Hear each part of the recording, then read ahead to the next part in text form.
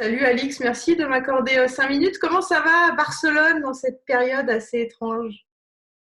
Salut Émilie. Bon, bah écoute, c'est un peu comme tout le monde, un peu bizarre. On est obligé de s'adapter aux conditions. On est obligé de prendre soin de nous, prendre soin des autres en restant chez nous. Et voilà, on s'adapte comme on peut, on s'entraîne. Mine de rien, je fais quand même entre 2 et 3 heures de physique par jour. Donc voilà, Oui.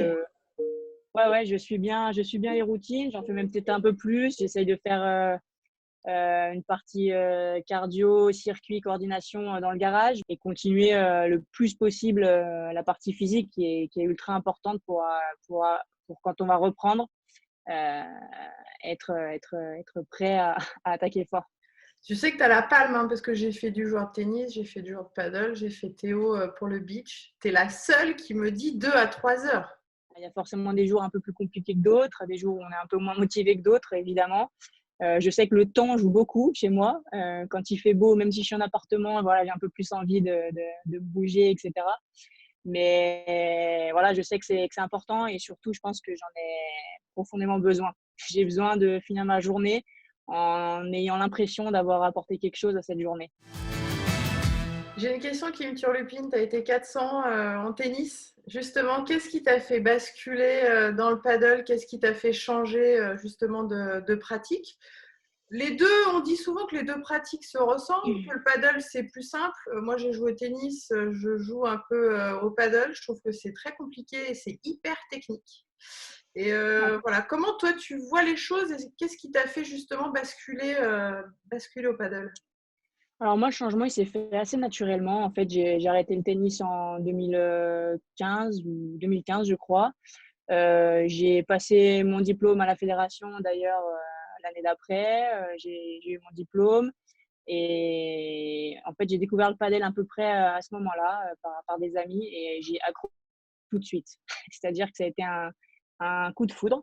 Et du coup, au début, je faisais des petits tournois par-ci, par-là, des matchs amicaux avec les potes. Et puis, c'est vite devenu, voilà, mon côté compétitrice a pris un peu le dessus. J'ai commencé à participer à quelques tournois. J'ai embarqué Jessica Gigné dans cette aventure qui jouait également au tennis. On avait à peu près le même niveau. Et du coup, voilà, on a embarqué toutes les deux dans cette aventure en France.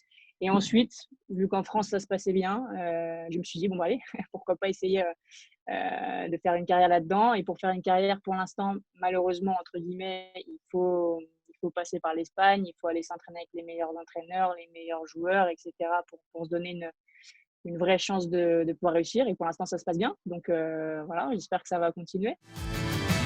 Est-ce que tu avais cette même rigueur et ce même sérieux quand tu jouais au tennis ou est-ce que c'est lié vraiment à cette passion du paddle qui est peut-être différente, si ça se trouve?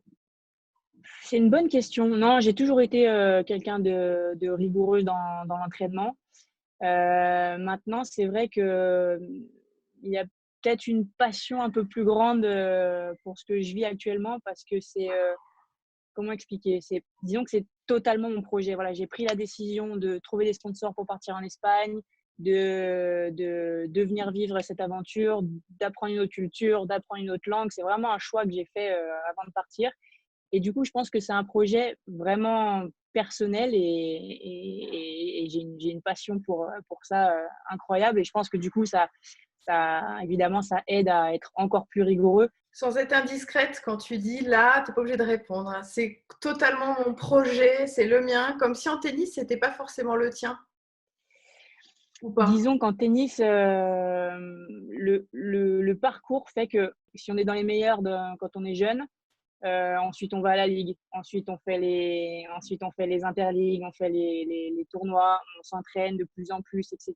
Et ça devient après un projet aussi familial parce que forcément les parents pardon, mettent beaucoup d'argent là-dedans. Euh, et moi, j'ai toujours eu, je sais que c'est quelque chose qui m'a dérangé au tennis, c'est de dépendre énormément de mes parents financièrement. Ça m'a toujours dérangé, ça m'a mis une pression supplémentaire que malheureusement, j'ai pas réussi à gérer assez bien.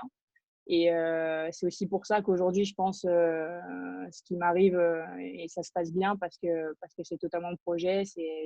Voilà, j'ai trouvé mon argent de mon côté, je demande 0 € à mes parents.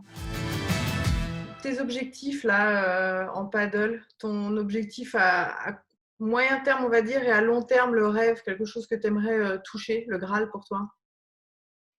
Pour moi, le Graal, ce serait de pouvoir vivre du padel, être dans les meilleures mondiales. Aujourd'hui, je suis 30e. Voilà, pour l'instant, on gagne pas des prize money énormément. On gagne énormément des sponsors. Ceci dit, même les top joueuses gagnent énormément par les sponsors et moins Mhm. par les prize money. Maintenant, l'idée, voilà, c'est à terme, le rêve, ce serait de rentrer dans le top 10, voilà, de jouer sur les grands cours, de faire le master final, voilà, de rentrer dans un truc hyper professionnel. Après, voilà, j'ai travaillé dur, on verra comment ça se Qu'est-ce passe. qui te manque justement? Qu'est-ce que tu dois améliorer pour te rapprocher des toutes meilleures? Déjà, l'expérience de jeu. Je viens du tennis, ça fait 4 ans que je joue. Je commence ma 3e année sur le circuit professionnel. Donc, c'est peu par rapport aux joueuses qui jouent depuis qu'elles ont 10 ans, 12 ans. Donc, voilà, c'est prendre de l'expérience, jouer au padel beaucoup, m'améliorer tactiquement, techniquement, avoir encore plus de réflexes padel, parce qu'il m'arrive encore d'avoir quelques défauts qui viennent du tennis, forcément. Il y a une dimension tactique qui est hyper ludique au padel. C'est vraiment ce que j'aime. Pour terminer, Alix, un petit message à tous les fans de paddle là, qui sont en manque, comme nous, qui sont confinés à la maison. Qu'est-ce que tu as envie de leur dire? Puis leur dire de continuer à être fort, à respecter les règles qu'on nous donne, de rester chez nous un maximum, de s'entretenir au maximum et de regarder des matchs de padel, de se donner envie. Et quand on va revenir et qu'on va pouvoir jouer, on va tous s'éclater ensemble. Et voilà, ce sera des très bons moments passés après cette période un peu difficile.